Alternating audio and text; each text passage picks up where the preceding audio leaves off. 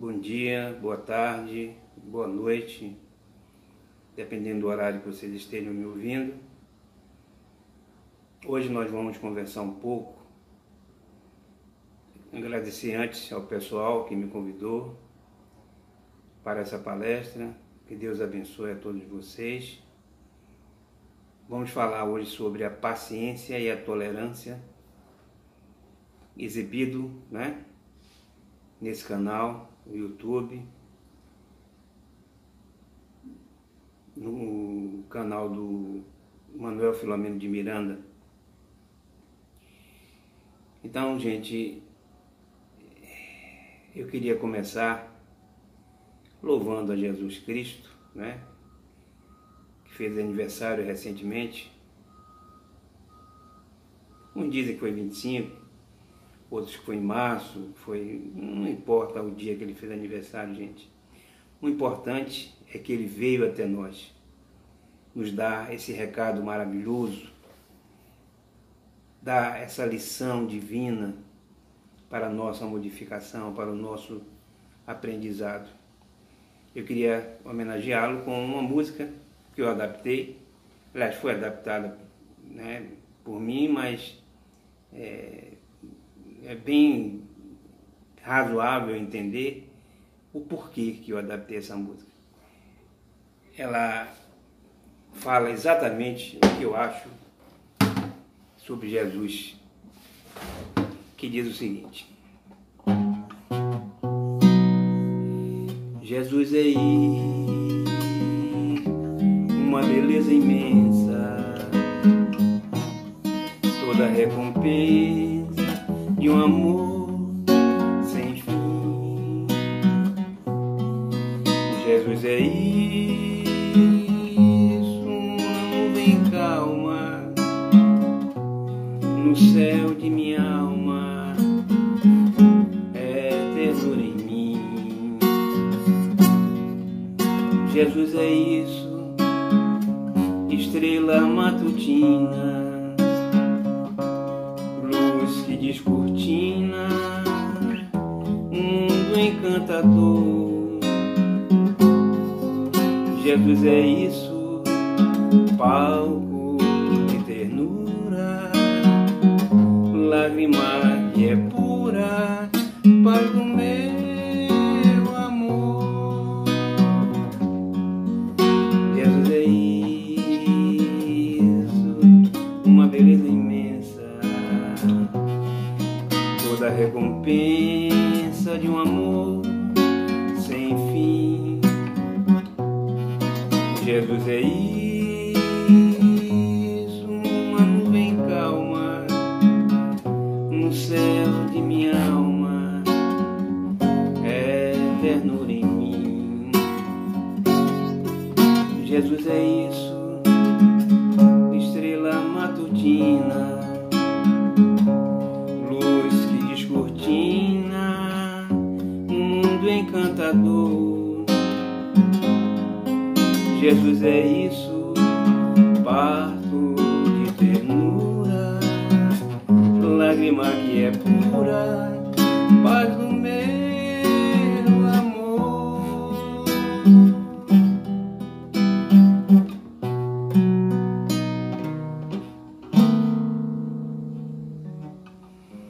Jesus é isso. Jesus é amor. Jesus é paz. Jesus é tudo de bom na vida. E que possamos estar sempre lembrando disso. Porque aí nós, como vamos ver hoje, nos solidificamos na cura da impaciência, da intolerância, da irresignação, de todas as invirtudes que nós temos de um modo geral. É com Jesus que a gente salva toda a nossa encarnação. Vamos fazer a oração inicial. Possamos agradecer por essa oportunidade de conhecimento, de aprendizado, que nos favorece o nosso Mestre Jesus.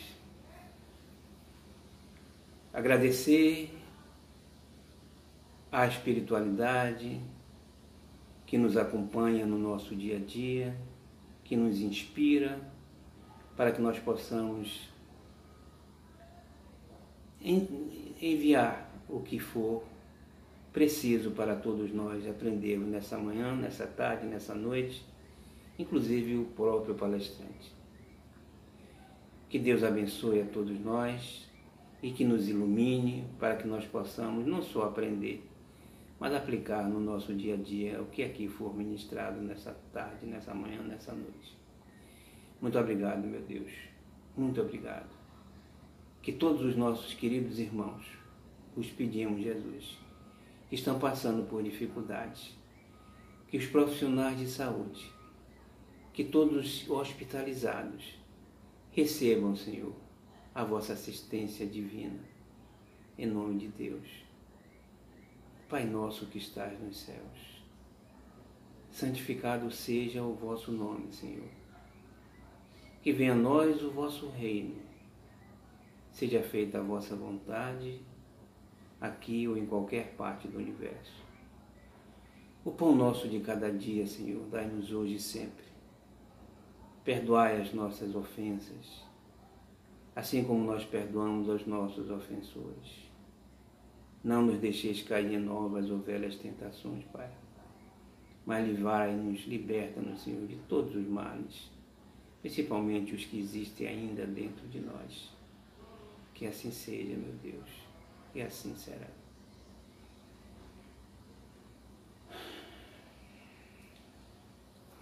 Bom, meus irmãos, falaremos sobre a paciência e a resignação. Na verdade, gente, deixa eu dizer para vocês, paciência, resignação são derivados do nosso orgulho e do nosso egoísmo, que são derivados da matéria que existe em nós. Só isso. Então, quanto mais materializados, mais orgulhosos, mais egoístas. Não é? A gente chama de orgulho, de egoísmo, a quantidade de matéria que existe em nós, em nosso perispírito. É isso. Entendeu? Então, paciência é uma derivação da virtude, que não é orgulho, que não é egoísmo, mas que a gente chama de caridade e que chama de humildade. Então, são derivados da nossa materialização ainda. Porque, gente, qual é a grande missão da vida? A grande missão da vida, a gente chama de chegar ao amor, chama de chegar à felicidade, chama de uma série de coisas, mas que na verdade é desvestir a matéria. E como a gente faz isso, a gente vai ver durante essa palestra. Né? Então, observe. Quando a gente sai, né, de pertinho de Deus, a gente sai sem nada no bolso, sem nada nas mãos. Eu sempre falo isso, brincando, mas é uma verdade. A gente sai com as duas malas na mão. A mala do orgulho, a mala da intelectualidade e a mala da moralidade. São duas malas a serem preenchidas durante o transcurso da vida. E Deus diz a gente assim, olha, encha essas duas malas e me traga de volta. Essa é a grande missão da vida. Encher as duas malas da intelectualidade e da moralidade. A gente vai ter que aprender a encher essas duas malas. Tem que aprender. Aí a gente vem para uma escola, uma faculdade, uma pós-graduação, chamada, no nosso caso, Terra. Vem para a Terra. Entra na maternidade, na maternização, né? Aprendendo as coisas bobas da vida. A professorinha nos conduz ao sanitário, nos ensina a lavar as mãos, nos ensina a fazer, né, algumas coisas materiais. É um homem de Neandertal. A criancinha que Deus está segurando pelas mãos, ensinando coisas básicas. A razão já existe, o livre-arbítrio já existe, mas desse tamanho, pequenininho. Deus ainda precisa, o nosso Pai, nos pegar pelas mãos e conduzir a gente aonde a gente precisa. A gente vai crescendo, passando nas escolas, passando para o primeiro grau, segundo grau, para a faculdade, e a gente termina, né, junto dele, dizendo assim: Pai, eu aprendi tudo. Agora me dê as ordens que eu vou executar. Espírito puro. E a gente não parte do homem, não. A gente parte do átomo. Aprendendo na matéria tudo o que é necessário também. Porque quando a gente chega lá, enquanto espírito puro, a gente tem que conhecer toda a essência material também, aqui na Terra. Então tudo tem que ser conhecido. Desde a matéria até a alma pura. Essa é a grande missão da nossa vida, gente. Né? Não tem como sair dessa. Mas para isso, a gente precisa de professores. E os professores vêm nas nossas vidas, né, na medida que a gente precisa e pode absorver intelectual, cognitivamente. Aí vêm os professores da antiguidade.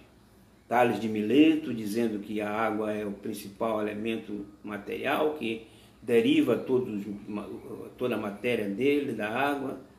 Ele não está errado.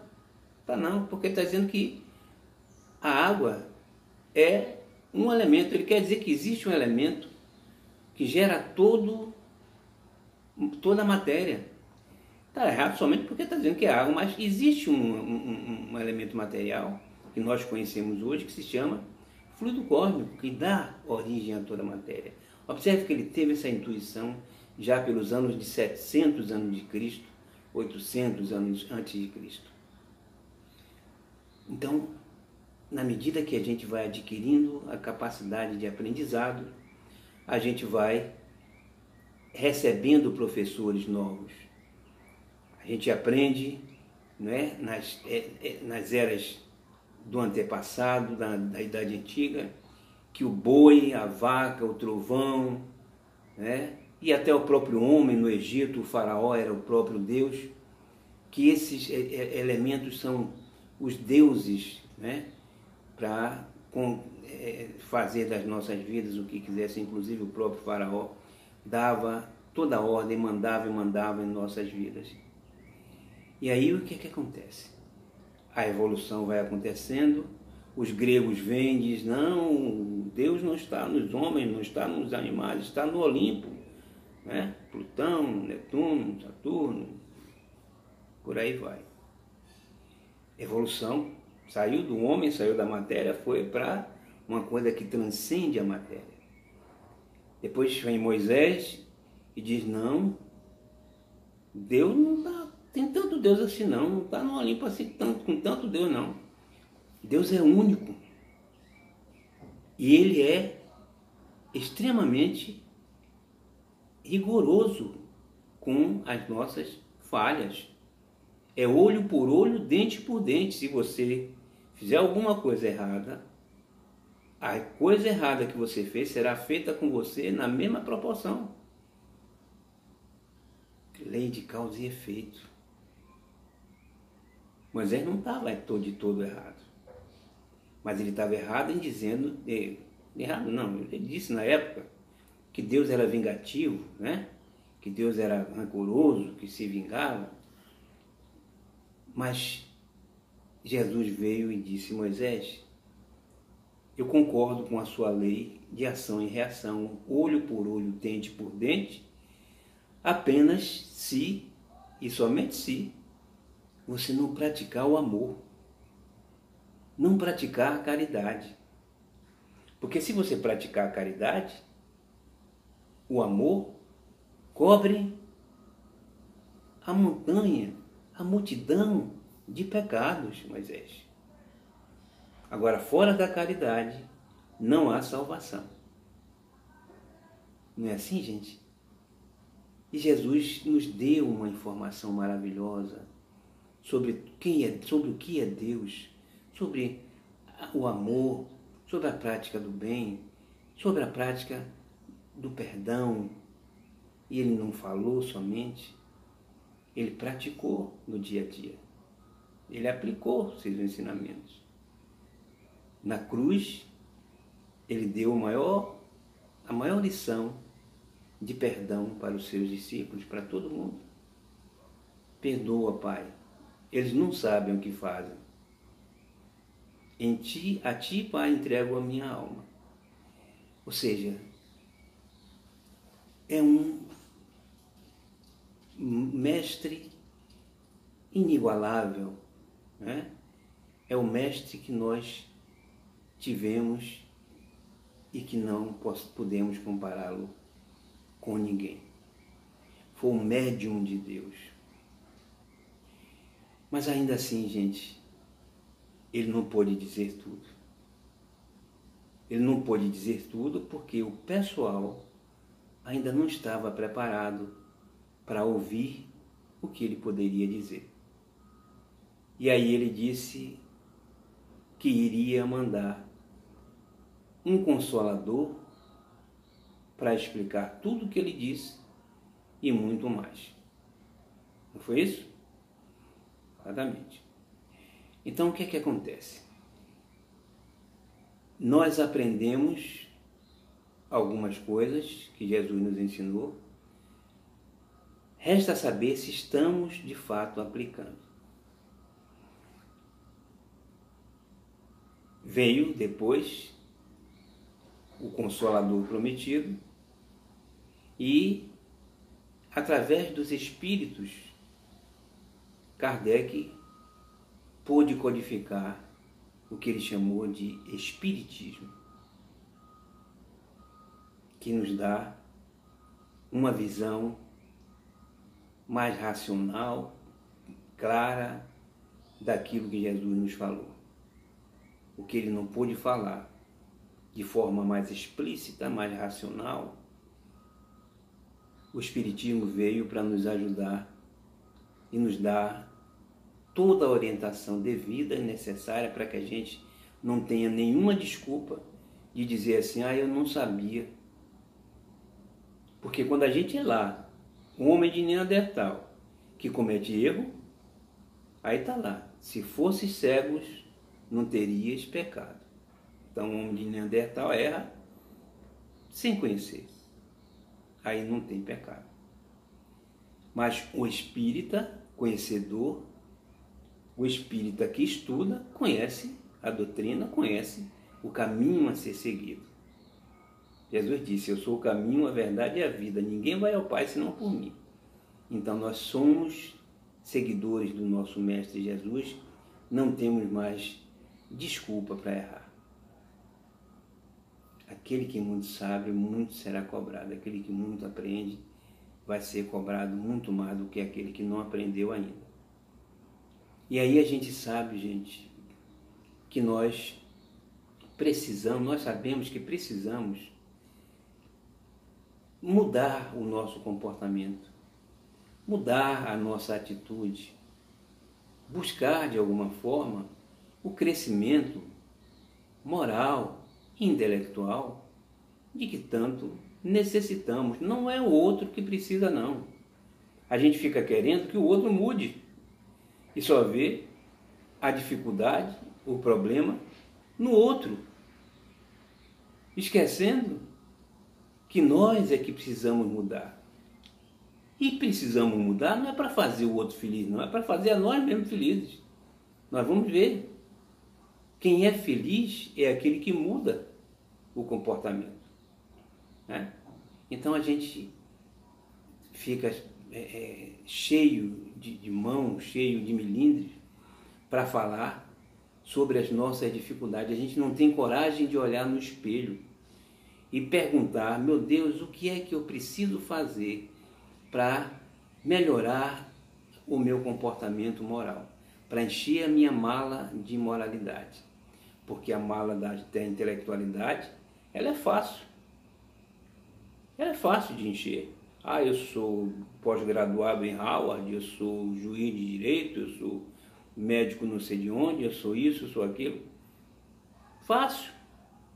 Porque isso estimula até o orgulho.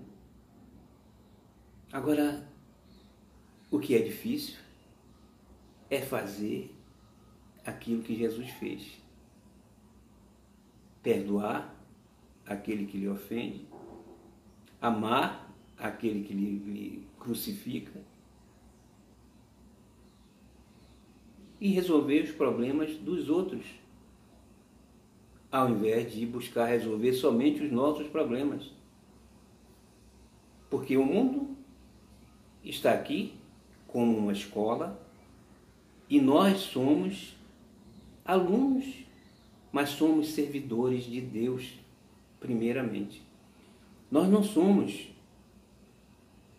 o único ser humano na Terra. Existem 7 bilhões de seres humanos que precisam do amor, da caridade, de tudo que é bom, como nós também precisamos. Mas eles também precisam. Então não somos nós somente que precisamos do que é bom, não.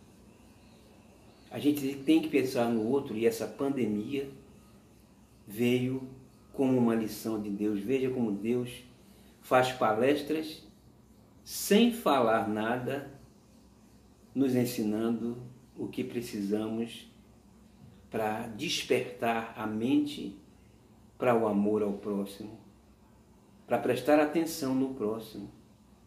Essa pandemia veio exatamente para dar esse recado. Olha, o próximo existe. Preste atenção como eles sofrem. Veja como eles estão desamparados. Vejam como ele precisa de você em algum grau. É a palestra de Deus nos ensinando a prática da caridade. Né?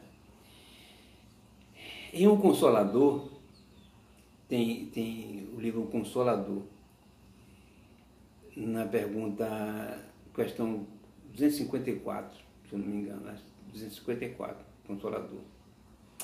Tem lá que como adquirir a paciência? E os Espíritos respondem que a verdadeira paciência é sempre uma exteriorização da alma. A alma realizou com muito amor em si mesma para dá-la a outrem na exemplificação. Na exemplificação.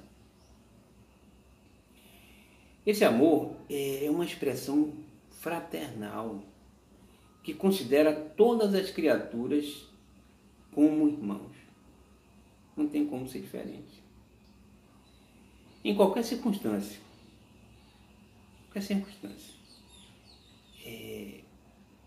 Sem desdenhar a energia para esclarecer a incompreensão, quando isso se torna indispensável. Ou seja, a verdadeira paciência é uma exteriorização da alma. Não tem como você fazer diferente. É um aprendizado, gente. Jesus disse assim, não vos inquieteis, pois, pelo dia de amanhã, porque o dia de amanhã cuidará de si mesmo. Não foi isso que ele disse? Basta cada dia o seu mal. Então, o que é que a gente precisa fazer, gente? Olhar para dentro de nós. Fazer com que as coisas que nos rodeiam se acalmem com a nossa paz interior. Com a nossa paz interior. Então, ser paciente, né, é tentar jogar por terra a inquietação, a angústia que nos rodeia, a preocupação descabida. Muitas vezes a gente está se preocupando com coisas que não têm sentido nenhum e pode ser, inclusive, uma influência espiritual. Para que a gente se livre disso, o que é preciso? Elevar a nossa mente ao Pai, ao nosso Criador. Né? Em um livro Celeiro de Bênção tem lá escrito: paciência, mediante exercícios regulares de reflexão e contenção dos impulsos da personalidade inferior, plasmarás condicionamentos íntimos que imprimem calma e equilíbrio, culminando em harmonia interior, geradora de paciência. A psicografia de Divaldo Franco, Joana de Ângeles. Então, exercícios regulares, gente. Não tem como a gente querer mudar nada dentro de nós. Aliás, isso é óbvio.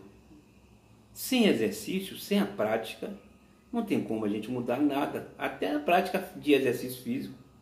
A gente tem que ter treinamento. Buscar o treinamento. Muitas vezes vem assim uma impaciência, uma coisa que nos, né, dá aquele impulso. A gente precisa controlar a nossa mente. E isso só se faz através do treinamento. Né? A paciência resiste às más circunstâncias e às tediosas ocorrências. A gente tem que ter confiança, porque a paciência nos acalma. A paciência só pode ser adquirida com vontade. A gente tem que primeiro ter essa vontade. Né? Ela é confiante, ela é gentil, otimista. A gente consegue identificar ela assim. Né? E faz com que a gente seja responsável pelas nossas ações, pelos nossos atos, com consciência, com amor, com dedicação. Então, a paciência nos auxilia até na saúde. Com paciência a gente tem saúde, tem amor, tem tudo. Né? Como adquirir a paciência? Já falei. Para levarmos a efeito, né? Essa edificação moral, né? Necessitamos começar pela disciplina. Disciplina. Né? Contendo os nossos impulsos, considerando a liberdade do mundo interior, de onde o homem deve dominar as correntes da sua vida. Né? Tem um adágio popular que diz assim: o hábito faz segundo a natureza. Né? O hábito faz o monge. A gente tem que fazer isso, buscar esse hábito da paciência. Às vezes alguma coisa nos atrapalha, vem assim de impulso, né? De improviso. A gente, quando não tem o que fazer, não sabe o que fazer, cala. Dá aquela caladazinha estratégica e pensa duas vezes antes de falar. É como está lá no livro Nosso Lar, né, que colocaram água na boca de André Luiz para que ele ficasse sem poder falar nada, e colocaram também na boca do doente. Bota água na boca para poder não falar nada, para não dizer impropérios para o nosso irmão. Faz alguma coisa que possa realmente controlar a impaciência, a intolerância, a raiva que nos atrapalha. E isso só se dá, gente, através do esforço, não tem para onde correr. Tem uma música que diz assim: mesmo quando tudo pede um pouco mais de calma, até quando o corpo pede um pouco mais de calma, a vida não para. Então a paciência faz com que a gente leve a vida mais suave, mais tranquilo. Né? A gente não pode se deixar levar pela impaciência, pela intolerância, porque nos faz mal. Não é ao outro, não, somente. É a nós também. Nós também passamos mal, nos sentimos mal, adoecemos pela impaciência. Tá certo?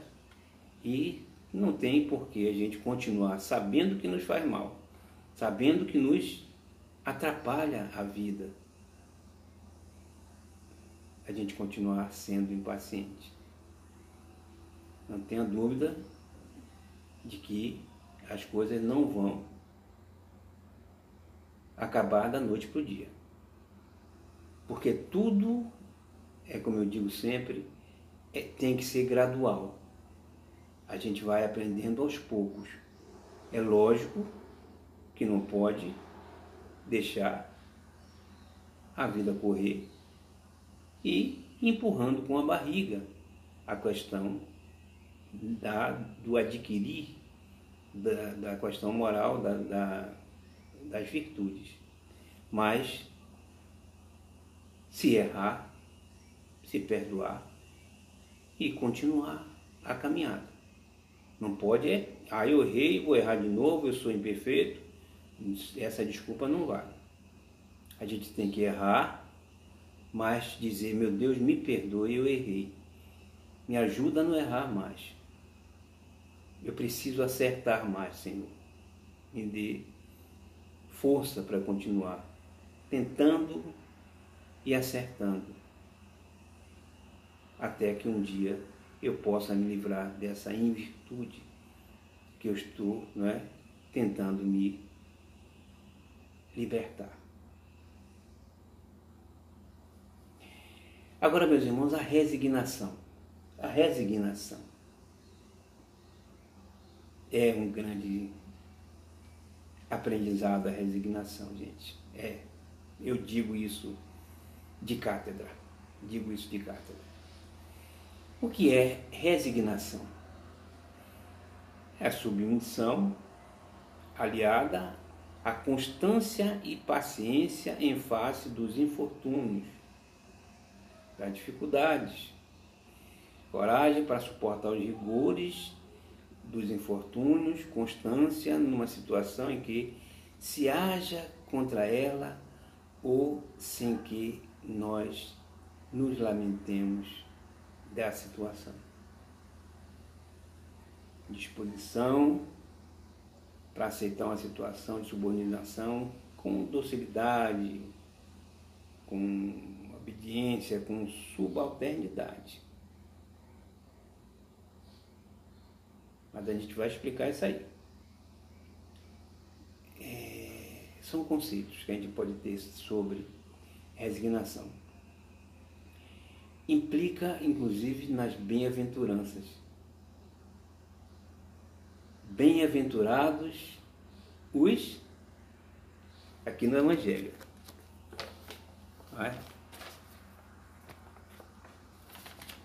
Bem-aventurados os aflitos, porque serão consolados. Justiça das aflições. Somente na vida futura podem efetivar-se as compensações que Jesus promete aos aflitos na terra. Sem a certeza do futuro, essas máximas seriam um contrassenso. Mas ainda, seriam um engodo.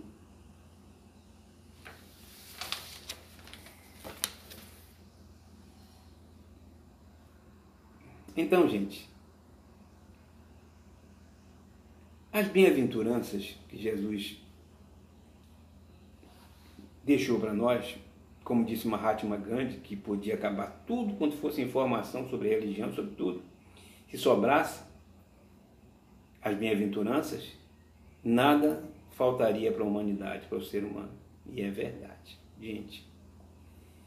Está aí, bem-aventurados os aflitos. Essas bem-aventuranças parecem, como está dizendo aí, um contrassenso, mas não é. O que é que ele quer dizer, bem-aventurados os aflitos? Ele não quer dizer que o bem-aventurado é aquele que sofre, é aquele que passa dificuldade. Não só isso. Bem-aventurados aqueles aflitos que sofrem, que passam por dificuldades, mas compreendem essas dificuldades, compreendem a relação entre Deus e o que ele está passando. O que é que está acontecendo comigo e por que Deus não interfere para que isso acabe de uma vez e eu não sofra tanto? Porque normalmente a gente diz, as pessoas dizem né, que não conhecem o Espiritismo. Ou que até que conhece o Espiritismo, tem gente que conhece, que lê, mas não decanta, gente, não aprende. E que diz, meu Deus, por que eu estou passando por essa dificuldade? Eu, um palestrante, eu, um espírita, eu, um servidor, por que eu estou passando por essa dificuldade? E é assim que a gente diz e pensa sobre as coisas que a gente passa, sobre as dificuldades. Eu digo isso de cátedra. Eu passei por uma dificuldade, fiquei 1 mês internado, passando por um problema muito grave, com dores muito fortes, com feridas, fazendo tudo quanto era exame, até que os médicos praticamente desistiram de mim, como quem diz assim, não tenho o que fazer mais, acho que agora você vai para casa porque vai morrer em casa. Mas o médico maior disse não, agora não. E aí estou eu aqui novamente, praticamente são e salvo, diante daquilo que eu passei. Gente, se eu não conhecesse a doutrina espírita, eu ia questionar, meu Deus, por que eu? Mas eu conheci em momento algum, eu disse, Deus, por que eu? Eu agradeci, pedi a Ele somente força, coragem para enfrentar a dificuldade e onde está o aprendizado? Aprendi bastante. Então, essas lições são para que nós possamos buscar a razão, o porquê, e não para dizer que Deus é injusto, para dizer que Deus está promovendo em nós um mal que nós não merecemos. Por que tanta dificuldade aos meus pés, meu Deus? Por que as coisas ao meu redor não acontecem do jeito que eu quero? Por que o meu vizinho está sempre sorrindo e eu estou triste? É assim que a gente fala? Por que fulano tem isso e eu não tenho? Por que fulano faz aquilo e eu não posso fazer? É assim, né? A gente não sabe, muitas vezes, que tudo que as pessoas fazem, fulano foi para não sei para onde eu não pude ir, é um livramento. Se você fosse, você não se daria bem. Então, tem no livro Evolução em Dois Mundos, de André Luiz, tem lá, ele divide a dor em 3 situações. Dor, expiação, está ligada ao passado das nossas vidas. A dor, auxílio, que está ligada ao presente. E a dor, evolução, que está ligada ao futuro. Então, ele diz que a dor, expiação, são as dores decorrentes da cólera incontrolável, do orgulho, do egoísmo, das vibrações inconsequentes, da sexualidade, das nossas invirtudes, da maldade preconcebida e os débitos morais que se acumulam nos bancos, né, da memória espiritual, no nosso perispírito. Enquanto, como eu disse, somos matéria e a gente, né, precisa ter consciência de que a nossa função é desmaterializar o perispírito para que essas maldades, essas inconsistências morais se desvaneiem, desapareçam das nossas vidas. É isso que a gente precisa fazer. É isso que causa a nossa dor, o nosso sofrimento. São os problemas, né, de vidas passadas. Analisando a dor, expiação que vem de dentro para fora, né, marcando a criatura no caminho dos séculos, detendo o nosso complicado labirinto de aflição perante a justiça divina. A gente tem que entender que a justiça divina, ela não é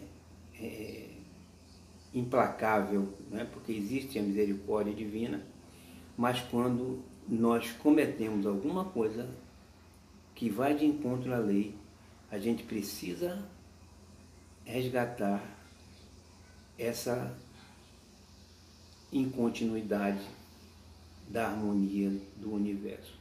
Se a gente desarmoniza o universo, precisa harmonizar novamente. E como é que a gente faz isso?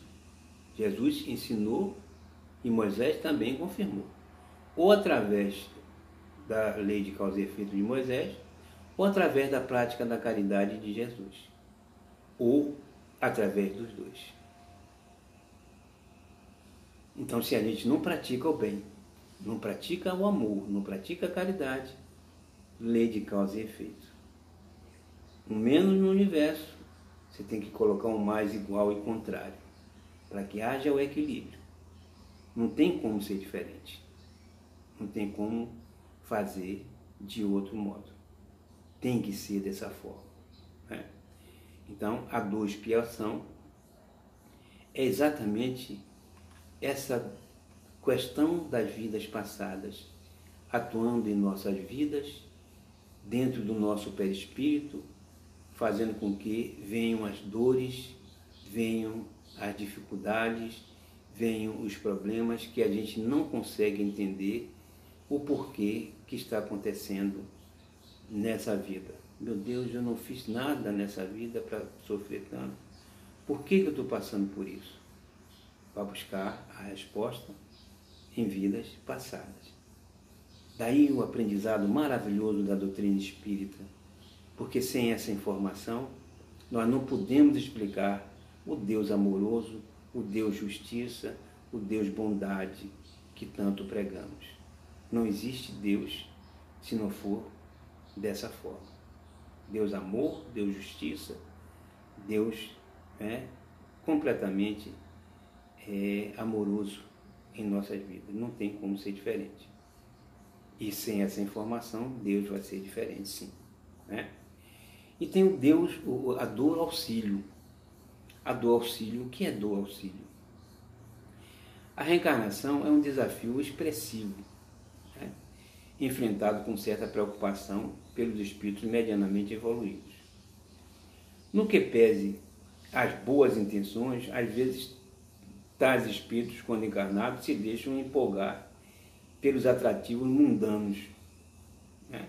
Problemas de sexualidade, problemas, né, de vícios, da matéria que nos atrai de um modo geral, e invigilantemente sofrem desvios, né, nos planos previamente traçados no mundo maior. Eles pegam uma coisa, pensam uma coisa e se desviam completamente quando encarnados, não suportando as provações que são retificadoras, né, ou assumindo atitudes infelizes que terminam provocando o fracasso deles aqui na Terra. Aí o que é que acontece? Né? Vem o lado daqueles espíritos bondosos que nos são caros e interessados em nossa proteção para nos ajudar, quando merecemos. Quando merecemos. Por isso, diante de uma ameaça de tropeços lamentáveis em certas ocasiões, somos beneficiados pela proteção, pelo amparo, em exceção, né? Ou seja, providências aparentemente drásticas, mas cabíveis nos esquemas traçados pelos benfeitores desencarnados em nosso próprio benefício.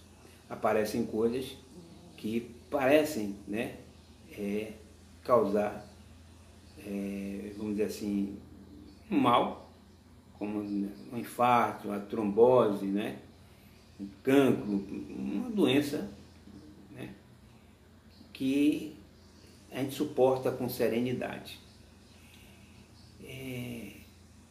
Aí o que é que acontece? A alma, né, recebendo essa doença, entre aspas, esses problemas, ela se recupera, né, de certos equívocos, não sofrendo tanto, entre aspas, não passando por tanta dificuldade. E termina pagando, entre aspas, né, resolvendo a sua dificuldade com pouco sofrimento. Então, é a dor auxílio. Ele não sofre tanto, não passa por dificuldade, mas resgata. Agora precisa da resignação. Porque muitas vezes, até com pouquíssima coisa, a gente se aborrece. Um pouquinho de nada que acontece com a gente se aborrece com Deus. Mas, meu Deus, eu cortei meu dedo, que é isso? Não é possível, isso logo comigo eu cortei. E tem a dor evolução. A dor evolução, o que caracteriza a dor evolução é o confronto com os vetores que desarmonizantes, né? Que nos atingem de fora para dentro, mas que servem para estimular a paciência, a resignação, a fé, o perdão e a capacidade de luta. É o convívio com um parente difícil. Ninguém está na vida da gente por acaso, né? É a paciência a ser requisitada diante do cônjuge, do filho, do irmão, da sogra, do sogro, do avô, da avó, né? É aquele parente, aquela pessoa que está conosco no nosso dia a dia, para que a gente busque, não nele, no outro, onde está o defeito, mas em nós, a nossa dificuldade de convivência. Ninguém está na nossa vida por acaso. Nós precisamos apenas entender por que estão. O problema que está causando em nós é o nosso problema. A impaciência que nos causa, a intolerância que nos causa, o desamor que nos causa. São problemas comuns à maioria das pessoas, mas que nos deixam marcados pela dor dilacerante e pelas lágrimas muitas vezes sentidas. As provações, quando enfrentadas a gente com resignação, confiança no auxílio do Pai Maior, não passam de convites da própria vida, ofertadas em prol do nosso aprimoramento único. A resignação tem o poder de anular o impacto do sofrimento. Se nós prestarmos atenção, nós já vimos ou ouvimos pessoas com dificuldades terríveis, com uma alegria esfuziante, com uma felicidade transparecente, que nós dizemos assim, meu Deus, como é que essa pessoa sofre dessa forma passa por essa dificuldade e parece tão feliz. Por quê? Eu não consigo entender. São pessoas que já passaram por essas fases todas e na faculdade da terra, da vida, aprenderam a labutar com as dificuldades e não sofrer. Porque sofrimento, gente, é uma coisa que é próprio de quem não conhece o que é a vida futura. De quem não conhece, não sabe que nós precisamos enfrentar as dificuldades, porque elas são simples aprendizados. É o aprendizado que não pode faltar em nossas vidas para desvestir a matéria. É a paz interior, é a confiança na vida futura. Então é a vontade de Deus em primeiro lugar. A gente começa a entender, quando a gente decanta o conhecimento, de que Deus não pode, não faz nada, não vai fazer nada, porque nenhum pai aqui na Terra, cheio de imperfeição, eu estou falando de um modo geral, vai querer que seu filho sofra. Agora o pai sabe dizer não. Por isso que Jesus, na sua sabedoria infinita, ele não chamou Deus de avô, de avó, de tio, de tia, porque ele sabe de mãe, porque ele sabe que mãe é muito boba. Diz sim muitas vezes, quando deveria dizer não. Avó, avô, da mesma forma. E pai, eu estou dizendo de um modo geral, gente. Claro que existem exceções. O pai é mais racional. O pai sabe dizer não na hora certa. E o pai sabe sim, porque ele é amor, mas é também justiça e caridade. Então, como a gente pode, de alguma forma, achar que Deus vai fazer para nós um mal, causar sofrimento? Então a palavra sofrimento nem existe. Troquemos essa palavra sofrimento por aprendizado. Troquemos a palavra sofrimento por alguma coisa que está nos renovando, nos fazendo bem, tirando de nós a matéria existente em nosso perispírito que danificamos em vidas passadas, ou até nessa mesmo. Então, sofrimento é somente para aquele que não entende Deus, que não entende que Deus é amor, justiça e caridade. Resignação significa aceitar as leis divinas. Aceitar, não somente aceitar de uma forma passiva, mas dinâmica. É claro que acontecendo alguma coisa em nossas vidas, a gente tem que fazer e deve tudo para amenizar.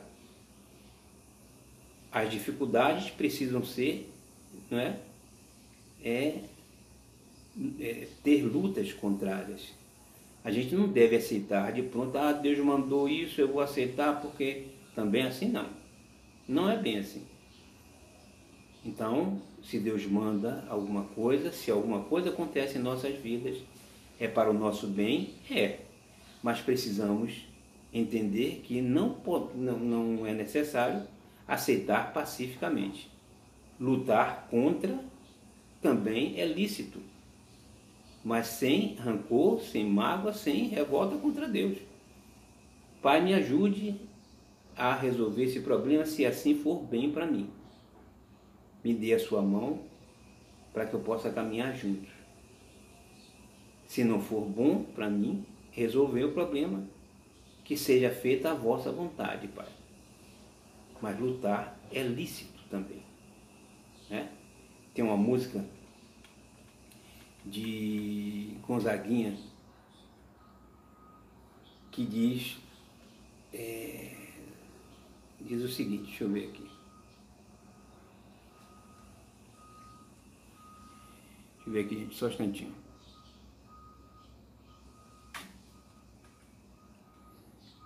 Diz assim,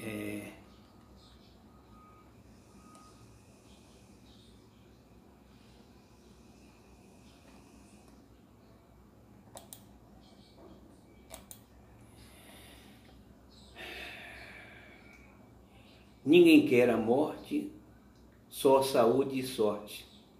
E a pergunta roda e a cabeça agita. Eu fico com a pureza da resposta das crianças. É a vida, é bonita e é bonita. Viver e não ter a vergonha de ser feliz. Cantar e cantar e cantar a beleza de ser um eterno aprendiz. Eu sei que a vida devia ser bem melhor e será. Observe, gente, essa música é maravilhosa. A vida devia ser bem melhor e será. Mas isso não impede que eu repita. É bonita e é bonita. Muito obrigado, gente. Eu quero agradecer a todos mais uma vez pela atenção. Que possamos encerrar o nosso trabalho de hoje agradecendo a espiritualidade pela inspiração, né? Vamos fazer a nossa oração final, pedir a Deus que nos inspire e que nós possamos aplicar todo o ensinamento dessa tarde, dessa manhã, dessa noite, dependendo do horário que vocês estiverem assistindo, no nosso dia a dia, tá certo? Então vamos lá. Muito obrigado, Senhor Jesus, pelo ensinamento. Muito obrigado, Pai. Que Deus abençoe a todos que nos proporcionaram esse momento de paz, de amor, de introspecção. Que possamos guardar dentro de nós, Mestre, os Teus ensinamentos para aplicar de fato, para transformar em ação. Que a nossa conversa de hoje, Jesus, seja transformada em atos, em atitudes, para que nós possamos beneficiar não ao próximo, mas a si mesmo, porque beneficiando a si mesmo, enchemos um ambiente de harmonia, de energia, de paz, de amor, para todos se beneficiarem também. Em teu nome, Jesus, em nome de Deus, pedimos permissão para encerrar o nosso trabalho de hoje, agradecendo no fundo da nossa alma a todos que proporcionaram esse momento, Jesus. Ave Maria, cheia de graça, o Senhor é convosco. Bendita sois vós entre as mulheres. Bendito é o fruto do vosso ventre, Jesus. Santa Maria, Mãe de Jesus, rogai por nós, agora e sempre. Que assim seja. Muito obrigado, meus irmãos. Fiquem com Deus.